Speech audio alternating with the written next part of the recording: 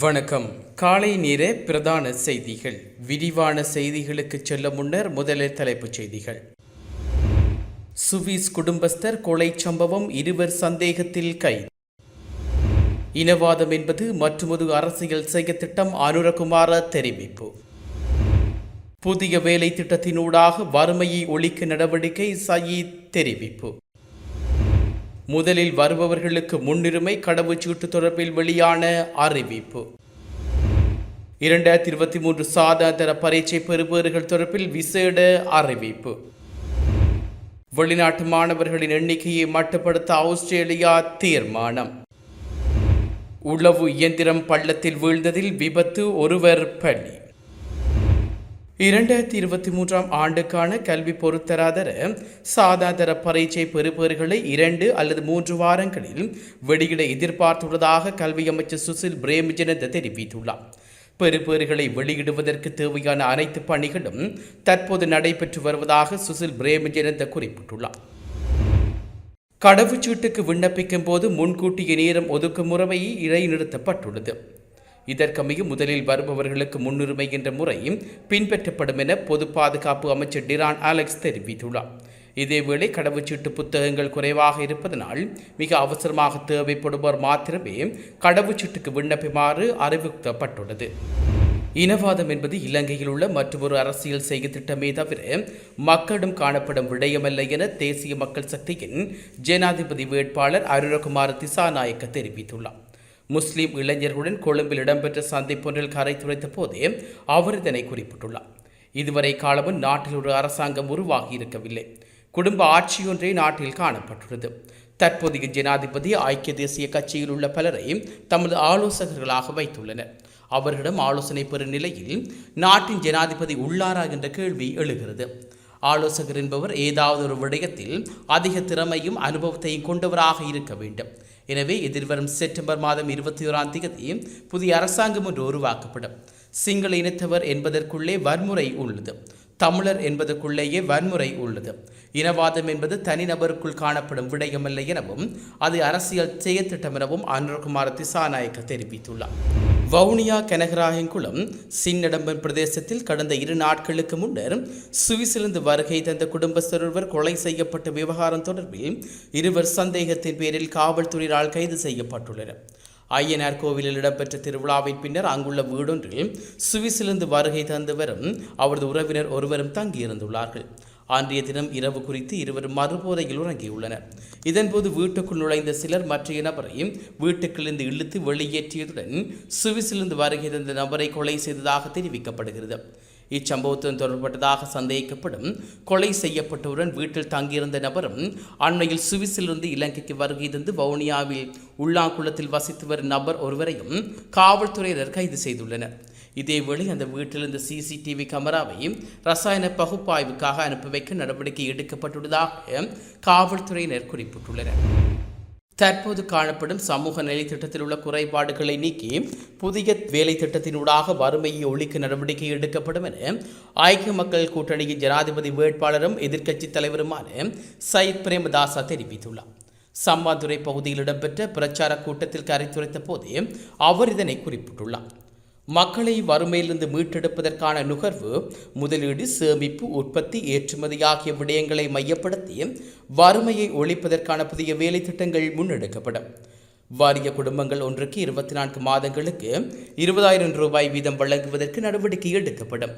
விவசாயிகளுக்கு 50 கிலோகிராம் நிறையுடைய உரமூடை ஒன்று 5,000 ரூபாய்க்கு வழங்கப்படும். சாதாரண விலைக்கு ரசாயன மருந்துகளையும் எரிபொருட்களுக்கான நிவாரணங்களையும் வழங்கி ஊழலும் மோசடியும் இல்லாத வகையில் உரம் கிடைப்பதற்கு ஏற்பாடு மேற்கொள்ளப்படும். இதேபோன்று QR முறையை விவசாயிகளுக்கும் கடற்தொழிலாளர்களுக்கும் முச்சுக்கிழமை சாரதிகளுக்கும் பாடசாலை போக்குவரத்து சேவையில் ஈடுபடுவதற்கும் நிவாரணம் அடிப்படையில் எரிபொருள் வழங்கப்படும் என சயித் பிரேமதாசா குறிப்பிட்டுள்ளார். நெற்செய்கைக்கு உரம் கொள்வனவு செய்வதற்கு வழங்கப்படும் மானிய தொகையை அடுத்து போகத்திலிருந்து அதிகரிக்க அமைச்சரவை அங்கீகாரம் வழங்கியுள்ளது. அதன்படி 1 ஹெக்டேருக்கு வழங்கப்படும் 15,000 ரூபாயாக இருந்த உரமானியம் 25,000 ரூபாயாக அதிகரிக்கப்பட உள்ளதாக விவசாய அமைச்சர் மஹிந்த அமரவீர தெரிவித்துள்ளார். இது தொடர்பான அமைச்சரவை பத்திரம் நேற்று அமைச்சரவையில் சமர்ப்பிக்கப்பட்டதாகவும் அதற்கு அங்கீகாரம் கிடைத்துள்ளதாகவும் அவர் குறிப்பிட்டுள்ளார். ஜனாதிபதி ரணில் விக்ரமசிங்கவின் தேர்தல் விஞ்ஞாபனம் எதிர்வரும் 29ஆம் தேதி வெளியிடப்பட உள்ளது. இயலும் ஸ்ரீலங்கா என்ற துணைப்பொருளான தேர்தல் விஞ்ஞாபனம் கொழும்பில் வைத்து வெளியிடப்பட்டுள்ளதாக அறிவிக்கப்பட்டுள்ளது. அதே நேரம் ஐக்கிய மக்கள் சக்தியின் தேர்தல் விஞ்ஞாபனமும் எதிர்வரும் 29ஆம் தேதி வெளியிடப்பட உள்ளவை குறிப்பிடத்தக்கது. ஆட்டு நிர்ணய குற்றத்துக்காக இந்தியரான அணி முகாமையாளர் ஒருவருக்கு கேண்டி மேல் நீதிமன்றத்தினால் நேற்று 10 வருடங்கள் ஒத்திவைக்கப்பட்டு 4 வருட கடூழிய சிறை தண்டனை விதித்து தீர்ப்பு அளித்துள்ளது. கடந்த மார்ச் மாதம் பெல்லேகலையில் இடம்பெற்ற லெஜெண்டின் கிண்ண கிரிக்கெட் தொடரின் போது இரு வெளிநாட்டு வீரர்கள் ஆட்ட நிர்ணயத்துக்கு தூண்டியிருந்த பஞ்சாப் ராயல் அணியின் முன்னாள் முகாமையாளரான ஆகாஷ் பச்சலேடியா என்பவருக்கு இவ்வாறு ஒத்திவைக்கப்பட்ட சிறை தண்டனை விதிக்கப்பட்டுள்ளது. அத்துடன் நீதிமன்றத்தினால் அவருக்கு 1 கோடியே 10 லட்சம் ரூபாய் அபராதமும் விதிக்கப்பட்டுள்ளது. உலக அளவில் அதிகரித்து வரும் உணவு தேவைப்பாட்டை பயன்படுத்தி விவசாயத்தை நவீனமயமாக்க வேண்டும் என ஜனாதிபதி ரணில் விக்ரமசிங்க தெரிவித்துள்ளார். இலங்கை தொழில் நிபுணர்கள் அமைப்பில் 37வது வருட மாநாட்டில் கலந்து கொண்டு அவர் இதனை குறிப்பிட்டுள்ளார். தற்போது பயிர்ச்செய்கைக்காக பயன்படுத்தப்பட்ட சுமார் 3 லட்சம் ஏக்கர் நிலப்பரப்பை பயிர்ச்செய்கைக்கு பயன்படுத்தலாம். அத்துடன் நெல் உற்பத்தியை அதிகரிக்கவும் திட்டமிட்டுள்ளோம். விவசாயம், பால் பண்ணை மற்றும் புதிய பயிர் உற்பத்திக்கான பெருமளவிலான காணிகளை விடுவிக்க அரசாங்கம் தீர்மானித்துள்ளது. இதனிடையே சுற்றுலா பயணிகளின் எண்ணிக்கையை இரட்டிப்பாக்க தீர்மானித்துள்ளதாகவும் ஜனாதிபதி ரணில் விக்ரமசிங்க குறிப்பிட்டுள்ளார். வாஷிங்டன் சீல் விமான நிலையத்தை இலக்கு வைத்து சைபர் தாக்குதல் நடத்தப்பட்டுள்ளது.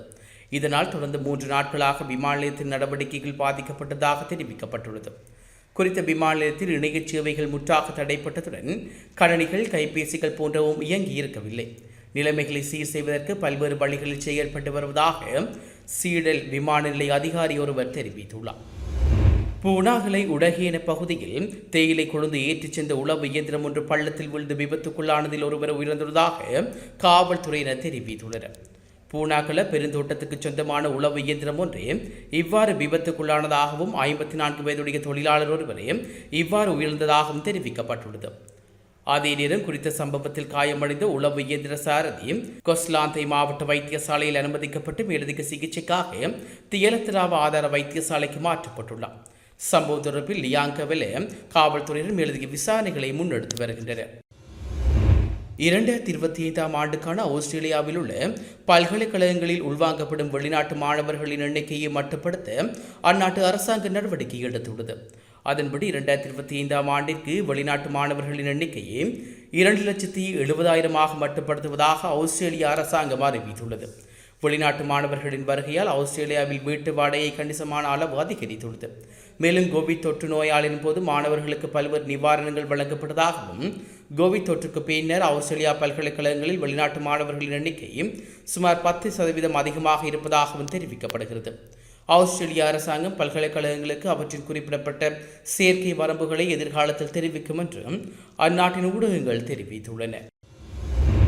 சர்வதேச கிரிக்கெட் பேரவையின் தலைவரான இந்திய கிரிக்கெட் சபையின் செயலாளர் ஜெய்சா தெரிவு செய்யப்பட்டுள்ளார். சர்வதேச கிரிக்கெட் பேரவையின் தலைவரான நியூசிலாந்து நாட்டைச் சேர்ந்த கிராக் பார்க்லேயாவின் பதவிக்காலம் நிறைவடைந்த நிலையில் புதிய தலைவராக ஜேக்ஸா போட்டியின்றி தெரிவு செய்யப்பட்டுள்ளார். ஜெய்சா மிக குறைந்த வயதில் சர்வதேச கிரிக்கெட் பேரவையின் தலைவராக தெரிவு செய்யப்பட்டுள்ளமை குறிப்பிடத்தக்கது. 2019ஆம் ஆண்டு அக்டோபர் முதல் PCCI செயலாளராகவும் 2021ஆம் ஆண்டு முதல் ஜனவரி முதல் ஆசியா கண்ட பேரவையின் தலைவராகவும் பணியாற்றிய ஜெய்சா டிசம்பர் 1ஆம் தேதி சர்வதேச கிரிக்கெட் பேரவையின் தலைவராக பதவியேற்க உள்ளார். தற்போதைய தலைவர் கிராக் பார்க்லே 3வது முறையாக பதவியேற்கப் போவதில்லை என்று முடிவு செய்ததால் ஜெய்சா தலைவர் பதவிக்கு பரிந்துரைக்கப்பட்டுள்ளார். இத்துடன் காலை நேர பிரதான செய்திகள் நிறைவு பெறுகிறது. தொடர்ந்து நாளை காலை பிரதான செய்திகளோடு இணைந்து கொள்ளுங்கள். நன்றி.